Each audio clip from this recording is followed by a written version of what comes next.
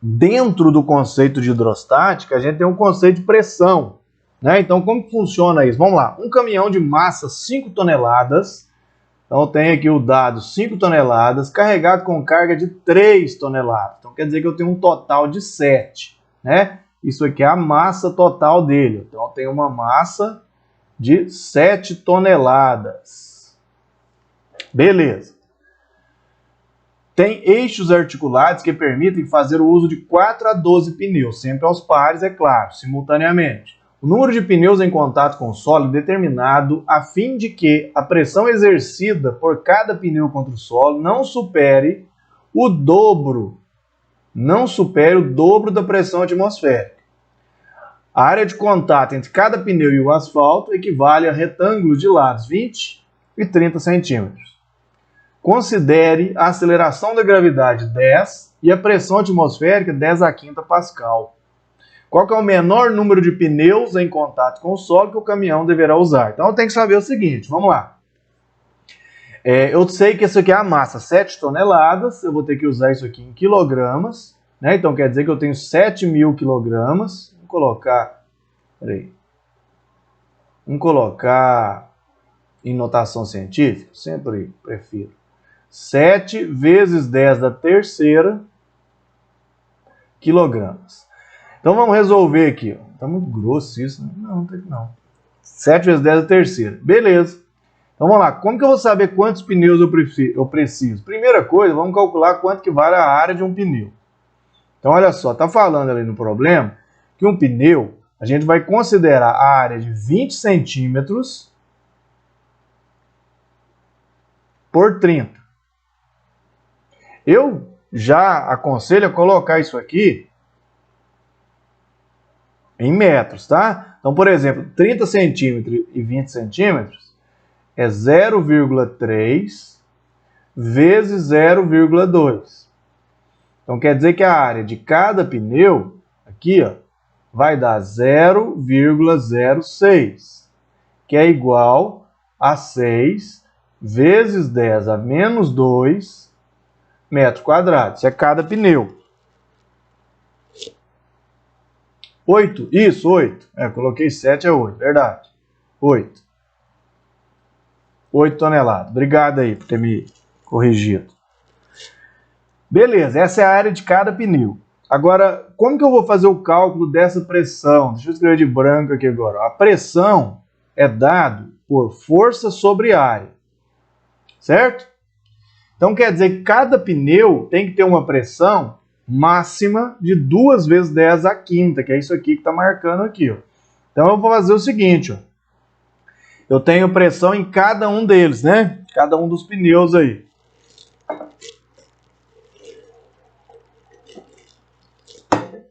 Vou fazer o seguinte, ó. Eu tenho N vezes a pressão máxima que está falando, tem que ser igual a F sobre área. O que é o F, na verdade, né? É o peso, mg, dividido pela área. Beleza. Então agora eu venho cá, no lugar, esse N que é o número de pneus, vezes a pressão máxima, que é 2 vezes 10 a quinta, é igual a massa, que é 8 vezes 10 a terceira, vezes o G, que é 10, vou fazer uma reta mais retinha aqui, dividido pela área, que é 6 vezes 10 a menos 2. Então fica assim, ó, N é igual a 8 vezes 10 a quarta, né, que é 8 vezes 10 a terceira vezes 10, dividido por 2 vezes 6, 12 vezes 10 a terceira. Então o N aqui, ó, vai dar 8 dividido por 12, vai dar uma dízima. Né, que aqui vai dar 2 terços, não é isso? Seria 2 terços. 2 terços seria 0,66 e por aí vai. Vezes 10 elevado à primeira. Ou seja, eu tenho 6,6 pneus. Tem como ter 6,6 pneus? Não. Certo? Então, esse seria o mínimo. Então, 7 não pode. Então, qual que seria o próximo valor aí que eu teria um mínimo? O próximo valor seria 8 pneus. 8 pneus. né? Então quer dizer que a alternativa correta, letra C. Então eu teria 8 pneus.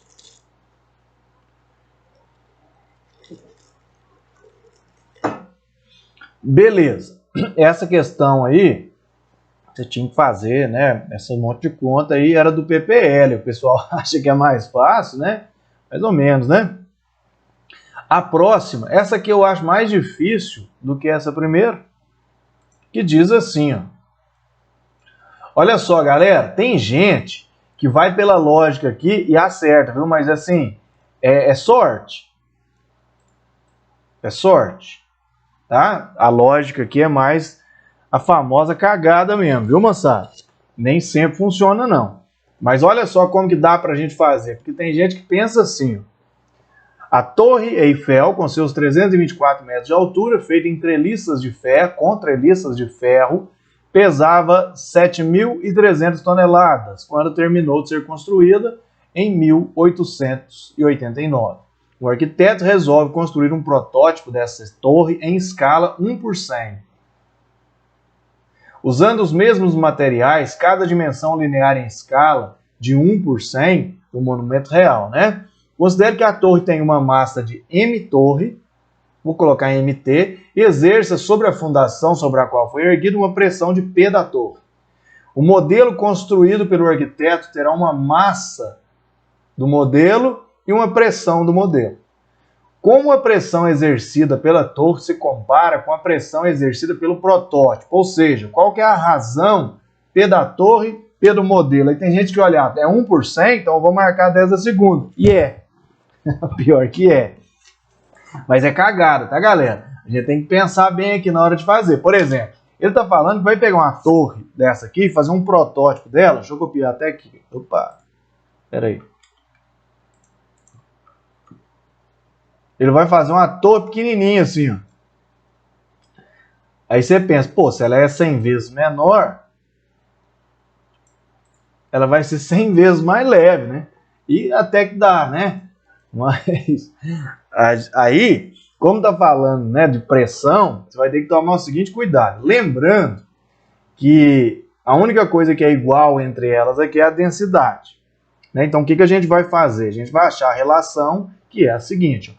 Vou chamar assim, densidade da torre, ela vai ser igual à densidade do modelo. Isso aqui vai ser igual, certo?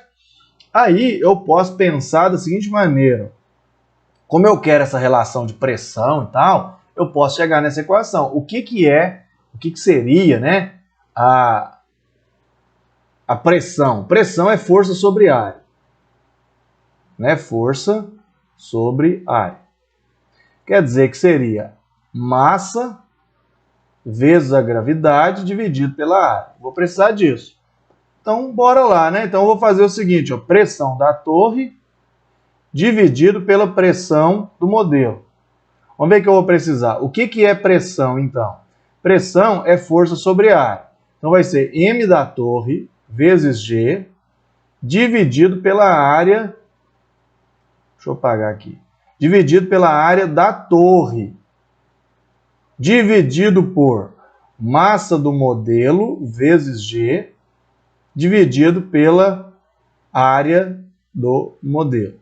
Eu posso cortar aqui o G com G, simplificou, né?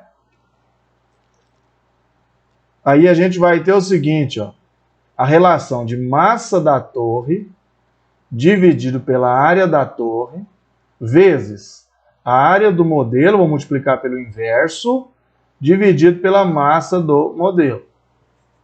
Então, a gente vai pensar no seguinte, olha só, como que eu vou pensar nisso? Densidade, olha só, densidade é igual a massa sobre volume.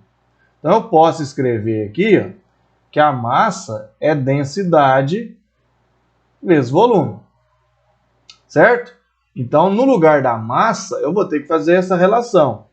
Então, vamos lá. Aí eu vou dar mais uma ajeitada, né? O exercício ele é complexo, mas a resposta, por acidente, cai ali. Então, fica assim, a densidade vezes o volume da torre dividido pela área da torre é igual, igual não, vezes a área do modelo dividido pela massa ali, a densidade, vezes a massa, vezes o volume do modelo. Então eu posso simplificar a densidade porque elas são iguais. Beleza, vou passar para a linha de baixo aqui. Isso quer dizer o seguinte, que eu cheguei numa relação de volume da torre e área. Aí você vai pensar num paralelepípedo, para simplificar isso aqui. Vai pensar nisso. Uma figura com dimensões iguais aqui, certo? Então quer dizer que eu tenho... Deixa eu apagar isso aqui, peraí. Vai pensar, na verdade, num quadrado, um cubo. Então você vai pensar aqui um cubo... Opa, ficou torto, hein? Um cubo tem uma forma assim bem definida, aonde eu tenho L, L e L. Então quer dizer que o volume é L sobre 3, é o cubo, quer dizer, e a área é L ao quadrado, certo? A área L ao quadrado e o volume L ao cubo. Aí vai ficar em função disso, olha só, o volume então. Quanto que é o volume? O volume, se eu chamar o protótipo aqui de L, certo? O tamanho dele, a original vai ser 100L, que é na proporção de 1 para 100. Então, olha só, o volume da torre vai ser 100L ao cubo, né? 100L, na verdade, desculpa. 100L elevado ao cubo, dividido pela área. Deixa eu subir aqui, tá ruim de escrever. Dividido pela área. A área dela vai ser 100L ao quadrado, vezes. Aí eu tenho ali, quanto que é a área dela? L ao quadrado no modelo. E o volume vai ser L ao cubo. Então a gente vai ter que dar uma simplificada aqui. Então vai ficar assim. 100 ao cubo é 10. 100 é 10 ao quadrado, né? Ficaria assim, 10 ao quadrado ao cubo. Ficaria 10 à sexta, L3, vezes L2, dividido por 100 ao quadrado, vai ficar 10 à quarta, L2, vezes L3. Olha só, dá para simplificar tudo. Você vai simplificar L2 com L2, L3 com L3. Que a gente chega em 10 à sexta dividido por 10 à quarta, eu tenho 10 à segunda. Então, como eu disse, né, você acaba chegando... Opa, fiquei na frente aqui. A gente acaba chegando nessa coincidência de 10 à segunda, mas é sorte, hein? Olha aí, tá aí. Deixa eu sair da frente aqui. Opa!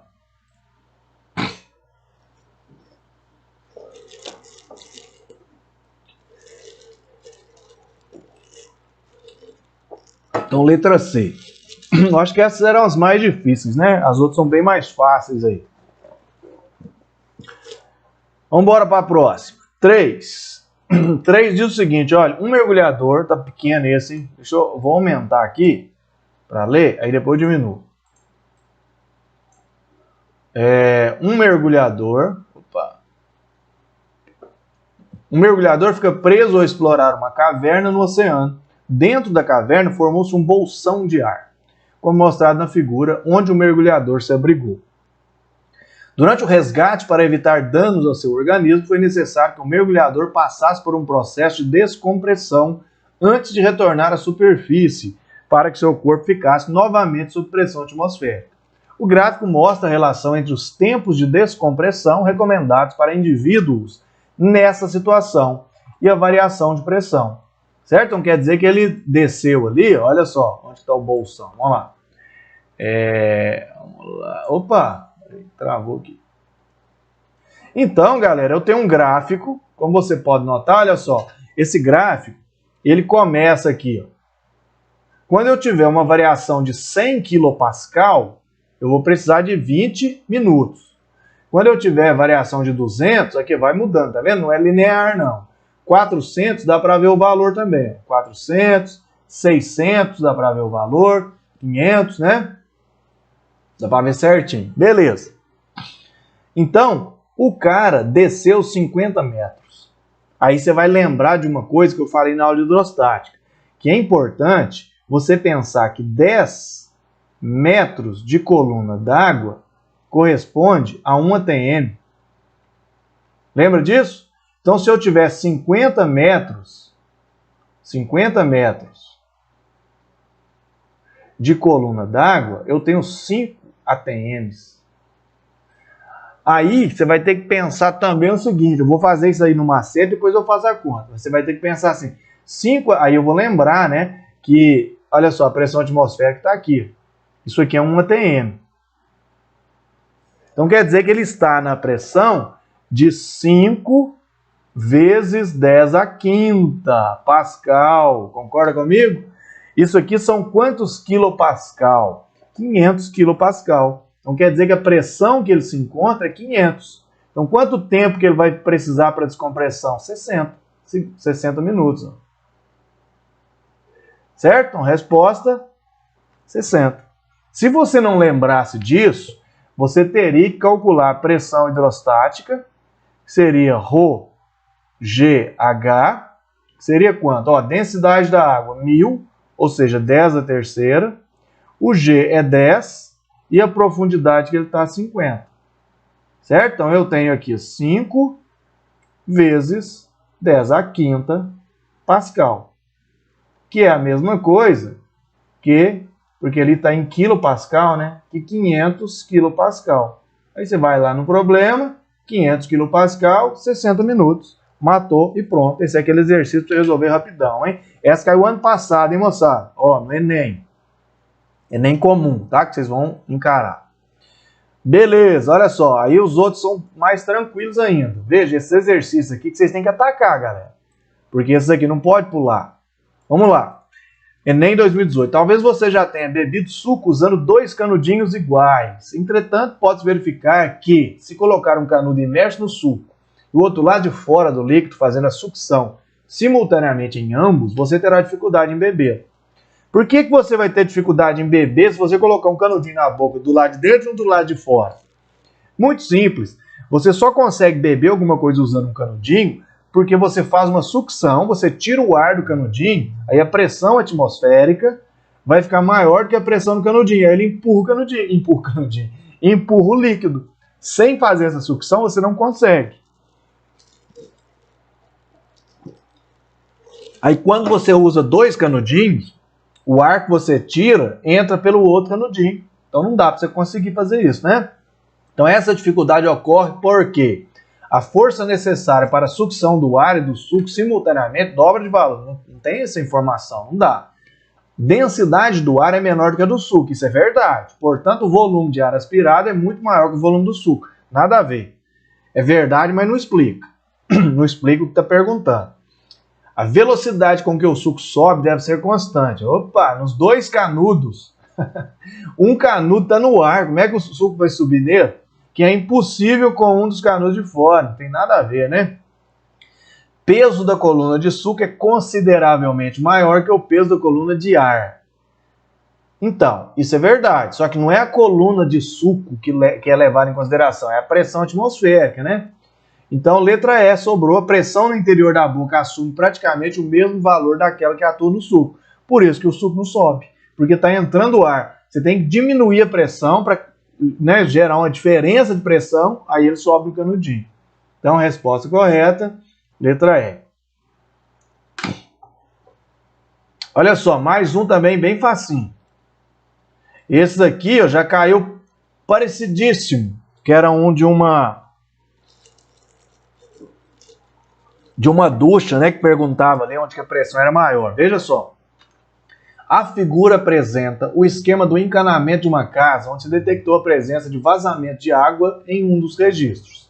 Ao estudar o problema, o morador concluiu que o vazamento está ocorrendo no registro submetido a maior pressão hidrostática. Então eu tenho, olha só, registro 1, registro 2, registro 3, registro 4 e registro 5. Essa é moleza, hein? Me responde aí, galera. Qual que é o registro que ocorreu o vazamento? Quem sabe? Essa é mamão, hein? Me conta aí.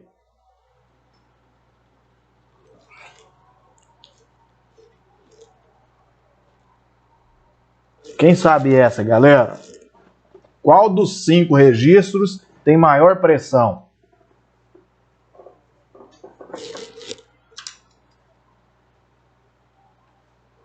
Ó, lembrando que a pressão é dada, a gente acabou de calcular lá em cima, né? Por ρ, que é a densidade ou massa específica, GH. Ó, o ρ é o mesmo, é água. O G também.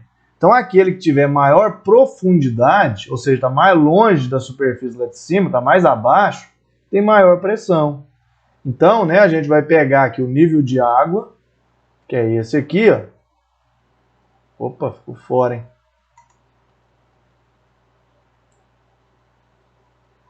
Esse aqui é o nível de água, né? Isso aí, Gabriel. E esse aqui é o mais baixo, a maior altura. O Gabriel já respondeu para nós ali. A maior altura corresponde a isso aqui, ó. Então, esse aqui é o nosso H. Certo? Então, maior altura está no 2.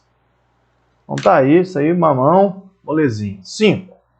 Galera, esse 5, eu lembro quando saiu essa questão, eu achei sacanagem, porque não tem tabela de densidade, aí fica difícil da gente adivinhar, né? Mas, vamos lá. Um estudante construiu um densímetro esquematizado na figura, utilizando um canudinho e massa de modelar.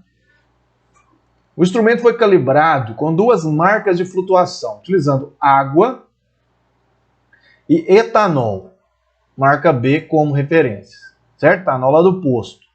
Então, o etanol está aqui, ó, e a água está aqui. Em seguida, o densímetro foi usado para avaliar 5 amostras: vinagre, leite integral, gasolina, soro fisiológico e álcool comercial, 92,8 GL. Que a amostra apresentará marca de flutuação entre os limites de A e B. Ou seja, você tem que saber qual desses 5 aqui, ó, tem a densidade entre a densidade da água e do álcool. Eu achei meio sacanagem, porque não informa a densidade do vinagre, da gasolina, do leite nem do soro. Aí eles queriam que o aluno soubesse que isso aqui, ó, álcool comercial, é uma mistura de água mais etanol. Certo? Então quer dizer, quem vai ficar aqui no meio é o álcool comercial. Então os alunos até tiveram dificuldade, né? Por causa disso, né? Mas quem construiu a questão pensou que o aluno deveria... Deixa eu me passar para o outro lado aqui. Pensou que o aluno deveria saber isso, né? Eu achei ela meio complicada, sem dar a densidade. Beleza. Questão número 7, ó, essa mamão também. Um navio petroleiro é capaz de transportar milhares de toneladas de carga. Neste caso, uma grande quantidade de massa consegue flutuar. Se tem condição de flutuação, vamos lá, se tem condição de flutuação, quer dizer que eu tenho aqui um objeto, né, boiando. Se eu tenho essa condição de flutuação, quer dizer que eu tenho 2 forças atuando no sistema. Eu tenho a força de empuxo e eu tenho a força peso. E quem lembrou das aulas, pode ser a minha mesmo, de semana passada, lembra que quando você tem flutuação, né, ou seja, né, um petróleo é capaz de transportar isso, quer dizer que tem que estar boiando, quer dizer que o empuxo tem que ser igual ao peso. Essa é a condição para que ele boie. Então, nessa situação, o empuxo é igual à força-peso. Então, número 7 aí é igual à força-peso, letra B. Tem que ser igual, flutuação, equilíbrio. Ó, outra aqui que eu vou ensinar para vocês agora, porque eu já fiz a conta ali de pressão. Como que você resolve isso usando aquele macete de lembrar qual que era, né, a profundidade relacionada à água? Então, veja que dá para você fazer uma questão que parece difícil, rápido. Veja, no manual de uma torneira elétrica, são fornecidas instruções básicas de instalação para que o produto funcione corretamente.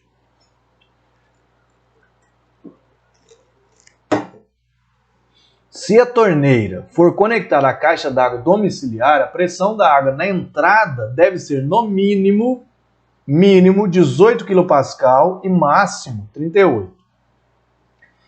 Para pressões de água entre 38 e 75, ou água proveniente diretamente da rede pública, é necessário utilizar o redutor de pressão que acompanha o produto. Essa torneira elétrica pode ser instalada em um prédio ou em uma casa. Considere a massa específica da água tal, 1000 kg por metro cúbico, aceleração da gravidade 10 metros por segundo ao quadrado. Para que a torneira funcione corretamente sem o uso do redutor de pressão, então vou até apagar aqui, ó. Não vou usar essa, é nesses valores aqui, ó. Ou seja, eu tenho 18 kPa, vou escrever assim, né? Pressão mínima.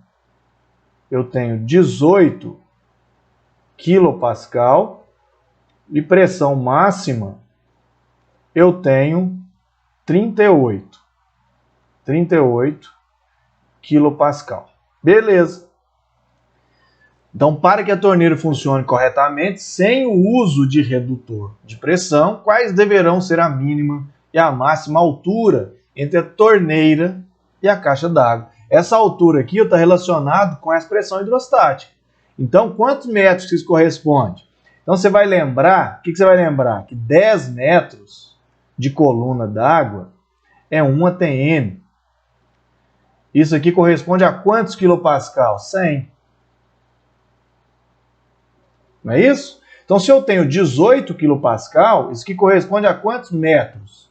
1,8, né? Olha só, se eu tenho 10, eu tenho 100, então isso aqui corresponde a 18 metros de coluna d'água, e esse aqui corresponde a 3,8 metros de coluna d'água. Então, a resposta, olha só, você podia até, essa aqui de 75, você podia excluir.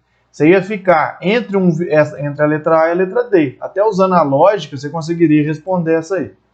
Então, letra A, 18 e 3,8. Beleza? 9. Vou aumentar aqui.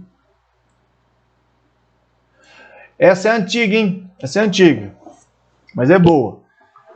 O fenômeno da levitação de corpos ocorre na Terra quando a força gravitacional é equilibrada, fazendo com que um objeto paire no ar. Então, se eu tenho esse objeto parado aqui, isso quer dizer que eu tenho força-peso para cima, força-peso para baixo, e eu tenho uma força aqui que eu não sei de onde está saindo ainda.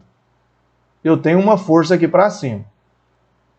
Aí é o equilíbrio, né? Essa força F tem que ter mesmo módulo que o peso. Beleza. O som pode fazer objetos levitarem. Fenômeno chamado de levitação acústica. Um levitador acústico deve conter um transdutor, que é uma superfície vibratória que emite o som, e um refletor. Ambos têm superfícies côncavas para focalizar o som, conforme a ilustração. Então está aqui, né, o objeto levitando, então transdutor embaixo, refletor em cima. Para que haja levitação indicada na figura, a força que equilibra o peso do objeto deve ser decorrente de que, quando eu tenho som, aqui misturou um pouco, né, de onda, quando eu tenho esse som, eu tenho uma onda de pressão. Então eu preciso, o seguinte, você tem uma onda vindo para cima e uma refletindo para baixo. Então eu vou ter entre elas aqui uma diferença de pressão. Então olha só, qual é a força? Da ação mecânica direta do transdutor? Não. O objeto está levitando, então não tem ação mecânica direta. Ressonância que ocorre entre a onda sonora e o objeto. Não. Ressonância entre ondas, tá? Pressão que o som emitido pelo transdutor aplica ao objeto, mais ou menos. Vai depender da pressão de cima também. Interferência destrutiva, não tem nada a ver com onda. Diferença de pressão do som emitido, ou seja, vai vir uma pressão aqui empurrando para cima e uma para baixo, do som refletido. Exatamente. Isso aqui vai gerar uma força, né? Então essa força aqui está relacionada com a pressão, né? Então, por exemplo, eu poderia escrever assim, Pzinho, né? Na verdade, diferença de pressão vezes, né, a área é igual ao Pzão.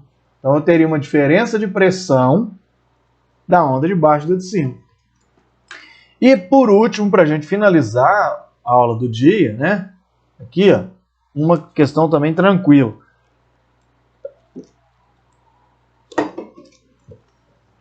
Uma pessoa lendo o manual de uma ducha que acabou de adquirir para sua casa observa o gráfico que relaciona a vazão da ducha com a pressão medida em metros de coluna d'água, MCA.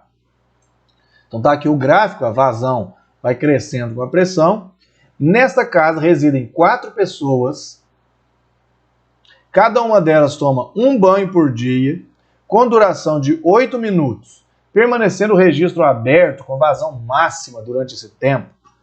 A ducha é instalada em um ponto 6 metros abaixo do nível da lâmina de água. 6 metros abaixo, né? Então quer dizer o seguinte, que se mantém constante dentro do reservatório. Então 6 metros ali. 6 metros de coluna d'água corresponde a esse ponto aqui, ó, uma vazão de 12, certo? Então, ao final de 30 dias, esses banhos consumirão quanto de água? Então, vamos ver quantos minutos eu tenho, né? Então, eu tenho 4 pessoas tomando um banho por dia durante um mês de 8 minutos. Isso aqui vai dar 4 vezes 30, 120, 120 vezes 8, 960 minutos, certo? A vazão, a gente pode fazer assim, vazão é igual ao volume de água dividido pelo tempo. Ou seja, a gente pode escrever que a vazão, aqui que eu vou usar é 12, certo? 12 litros por minuto é igual ao volume, eu estou procurando, 960 minutos. Isso quer dizer que esse volume aqui, ó, deixa eu fazer isso na calculadora, para a gente finalizar aqui, agora já não funciona mais. 960 vezes 12, eu tenho 11.000, vou fazer mais para cá, 11.520 litros, que é a letra C, galera, letra C. Moçada, obrigado aí para quem ficou até o final, certo? Próximo encontro nosso é ótica, que é um assunto também, agora já está entrando, né? Agora esse aí foi o tópico 7, eu vou entrar no tópico 6, a gente já está aproximando do tópico 5, hein? Que é, né, refração, reflexão, são coisas de ótica aí que aparecem de forma contínua nessa prova do Enem, certo? Então, até semana que vem, eu vou anotar aqui para não esquecer de mandar essa lista de dinâmica hoje ainda ou amanhã no máximo. Certo, galera? Então, ó, abraço e bom.